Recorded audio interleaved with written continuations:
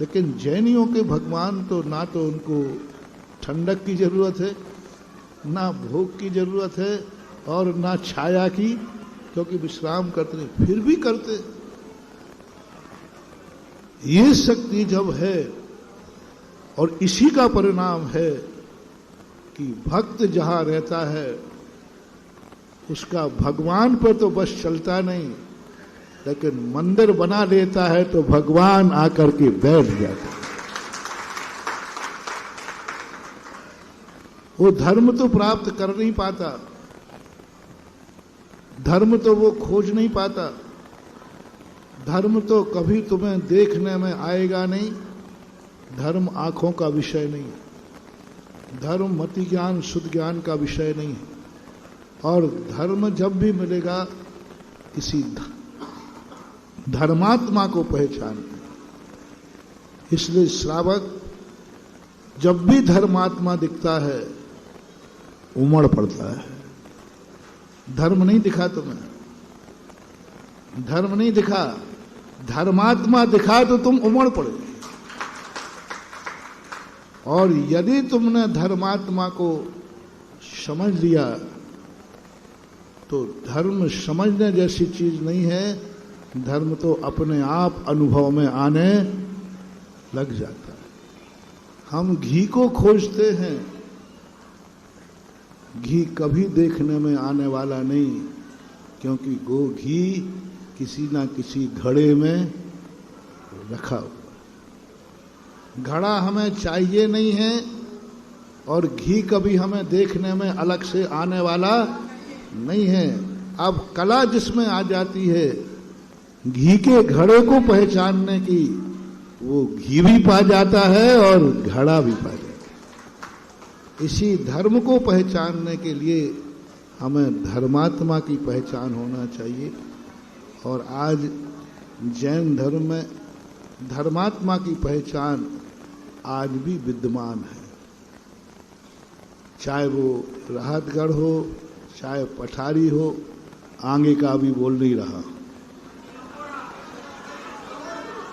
अब पीछे पीछे की बोलने में तो घाटा नहीं है, आगे की बोलने में अभी खतरा है।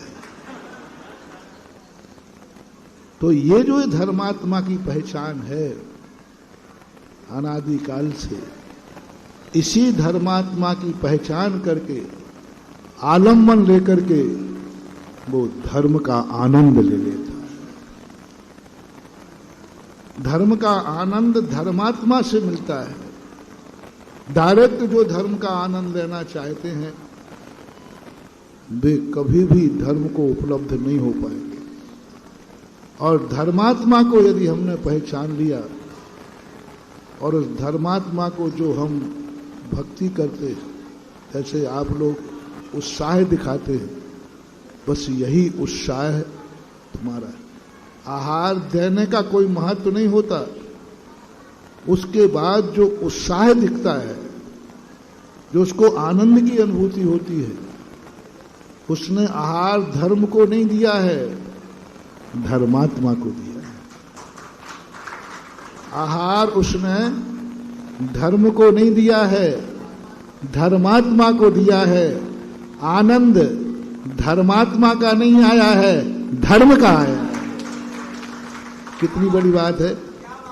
आहार धर्म को नहीं दिया है और आनंद धर्मात्मा का नहीं आया, धर्म का आया है। ना धर्मो धार्मिक कई बिना।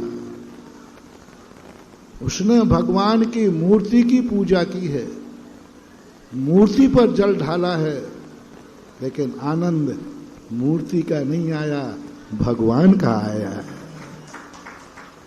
जल किस पे ढाला है, लेकिन आनंद किसका आया? पूजा सामने मूर्ति की, चरण छुए हैं मूर्ति के, और आनंद आया है भगवान का। कितनी बड़ी बात।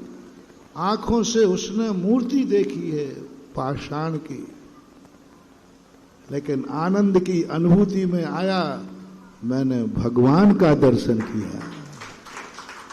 कितनी बड़ी बात है। तुमने देखा महाराज के शरीर को, तुमने एक धर्मात्मा को देखा, एक मुनि को देखा, लेकिन आनंद की अनुभूति आई, मैंने धर्म को देखा।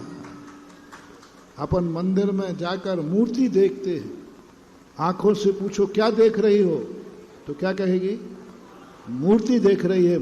और आनंद से पूछो, मूर्ति का आनंद आ रहा है कि भगवान का? भगवान का आनंद आ रहा है।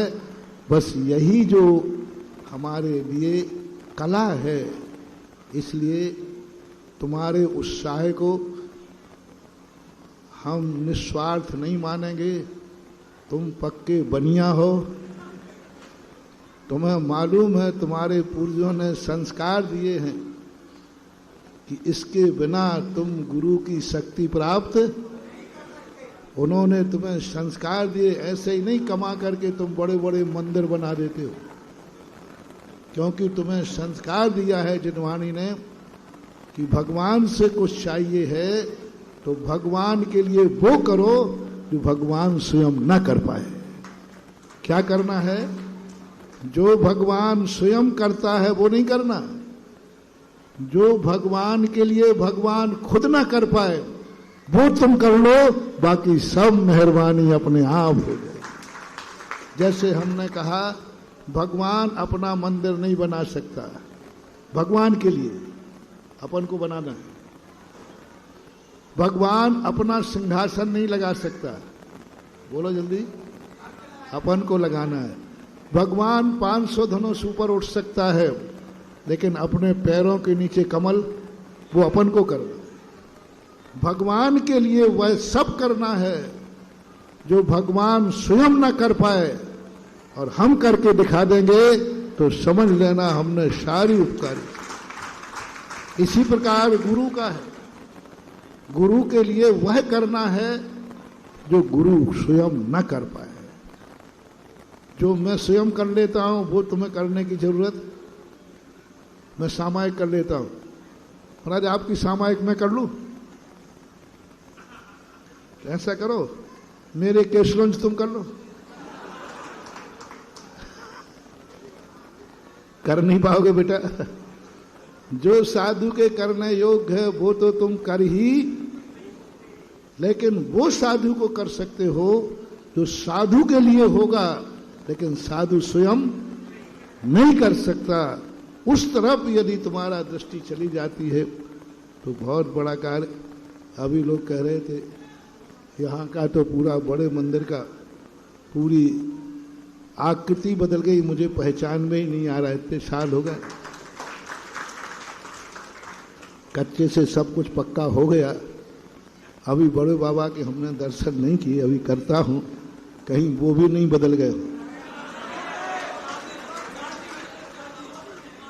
हाँ, तुमने सिंहासन ही बदला होगा, बाबा को तो नहीं बदल सकते।